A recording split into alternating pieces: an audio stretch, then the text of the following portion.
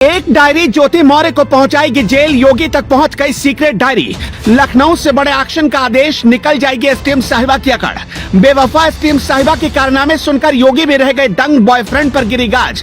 पति आलोक मौर्य का भी खुल गया राज, खत्म होगा ज्योति का करियर तो दुबे जी भी नपेंगे। आशिक मनीष दुबे पर रातों रात योगी का जबरदस्त एक्शन, लखनऊ से आया बहुत बड़ा आदेश।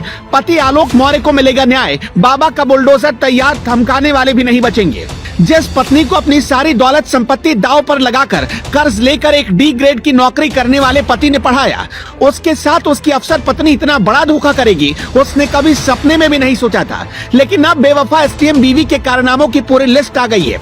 वो सीक्रेट डायरी हाथ लग गई है जिसमें हर एक राज दफन है। यूपी के बरेली में तैनात पीसीएस ऑफिसर ज्योति मौर्य एक नए विवाद में फंस गई हैं।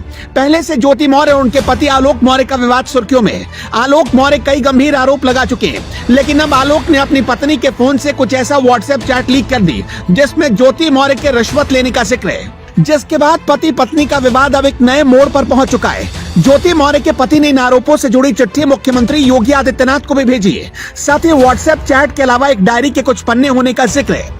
आरोपों के मुताबिक ज्योति मौर्य उस डायरी में अवैध वसूली का हिसाब किताब रखती हैं, जिसमें लेन देन के लिए वो अलग अलग तरह के कोड वर्ड का इस्तेमाल करती हैं, जिसमें एल का मतलब होता है लाख और टी का मतलब होता है 1000। अब पूर्व आईपीएस अधिकारी अमिताभ ठाकुर ने मुख्यमंत्री योगी आदित्यनाथ को चिट्ठी लिखकर कार्रवाई की मांग की है। वहीं ज्योति मौर्य ने अपने पति आलोक मौर्य पर फोन हैक करने का गंभीर आरोप लगाया और वो तलाक भी लेना चाहती है, जिसके लिए केस भी दायर हो चुका है। लेकिन उस केस के अंजाम तक पहुंचने से पहले ही वो घूसखोरी के आरोपों में घिर गई है, जिसके बाद वो अपने पति के खिलाफ मोबाइल हैक करने का केस दर्ज करा चुकी है। दूसरी तरफ आलोक मौर्य का आरोप है कि उनकी पत्नी उनकी हत्या करवाना चाहती है। ज्योति के पति भी एक सरकारी कर्मचारी हैं और यूपी सरकार के पंचायती राज विभाग में तैनात है और उनका दावा है कि ज्योति मौर्य को पीसीएस ऑफिसर बनाने में उनकी भूमिका है। ज्योति मौर्य और आलोक मौर्य की शादी 13 साल पहले साल 2010 में हुई थी और उस वक्त ज्योति मौर्य कोई पीसीएस ऑफिसर नहीं थी, लेकिन पीसीएस परीक्षा की तैयारी करना चाहती थी।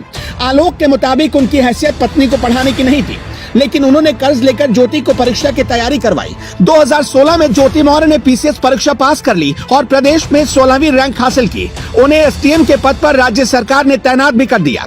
लेकिन आलोक का आरोप है कि एसडीएम बनने के बाद ज्योति के तेवर बदल गए। हालांकि पति और पत्नी का ये केस भी फैमिली कोर्ट में पहुंच चुका है, क्योंकि आरोप सिर्फ आलोक मौर्य ही नहीं लगा रहे, ज्योति भी आलोक पर गंभीर आरोप लगा रही है। ज्योति का आरोप है कि आलोक ने उनसे झूठ बोलकर शादी की थी और शादी के बाद उन्हें आलोक की सच्चाई पता चली। ज्योति के मुताबिक शादी के बाद आलोक एक सफाई कर्मचारी थे और ये बात उन्होंने उनसे और उनके परिवार वालों से छुपा कर रखी थी। इतना ही नहीं, ज्योति के मुताबिक आलोक ने उनसे एक फ्लैट और 50 लाख रुपए की मांग की है। यहाँ तक कि आलोक पर उनके फोन के जासूसी के भी आरोप है। वो महीनों से ये आरोप लगा रही है, लेकिन ये लड़ाई अब राज्य सरकार में घुसखोरी तक पहुंच गई है। अब देखना होगा कि योगी आदित्यनाथ इस पर किस तरह का एक्शन लेते हैं। वैसे आपको क्या लगता है, किस तरह का एक्शन लेना चाहिए योगी जी को? अपना जवाब हमें कमेंट बॉक्स में जरूर बताएं।